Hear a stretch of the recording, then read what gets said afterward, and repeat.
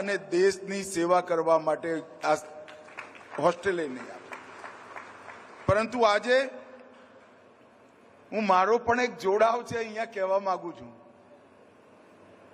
અહીંયા રેક્ટર હતા નટુભાઈ સાહેબ, ઘણા બધા લોકો એમને ઓળખતા હશે.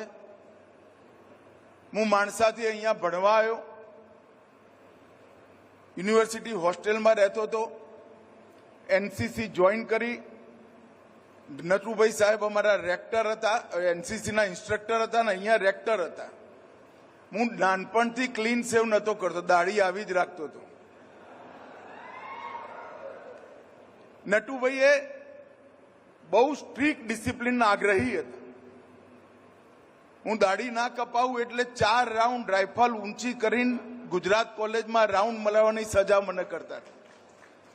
પછી ધીરે ધીરે ખબર પડી કે નટુભાઈમાં કોઈ દયા બયા છે નહીં, એટલે મેં પણ ચાલુ કર્યું કે વહેલા આવી જવાનું, 4 રાઉન્ડ મારી લેવાના અને પછી આપણી પરેડ કરવાની, એટલે પરેડનો ટાઈમ બગડે નહીં.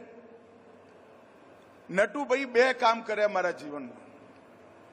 નટુભાઈને એક ગિલ સાહેબ હતા, એમને મને એક દાડો બેઠાડ્યો, એમને મને બોલાયો અને કહ્યું, ભાઈ તને ખબર છે તું સરદાર નથી, તારે દાઢી કરીને આવવું જોઈએ, એનસીસીની ડિસિપ્લિન છે, તું દાઢી કરીને આવતો નથી અને તારે રોજ 4 ચક્કર કાપવા પડે છે, એવું કેમ કરે? મેં કહું હું દાઢી કરું એટલે રોજ મારી 20 મિનિટ કામની બગડે એટલે હું દાઢી નથી કરતો.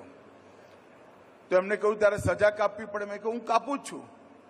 પછી એમને કહ્યું, ગિલ સાહેબ મારી જોડે રાઉન્ડ મારતા હતા, નટુભાઈએ કહ્યું કે તું દાઢી નથી કરતો, જાતે સજાને નિમંત્રણ આપ્યું છે અને મોઢું લટકાઈને રાઉન્ડ મારે છે.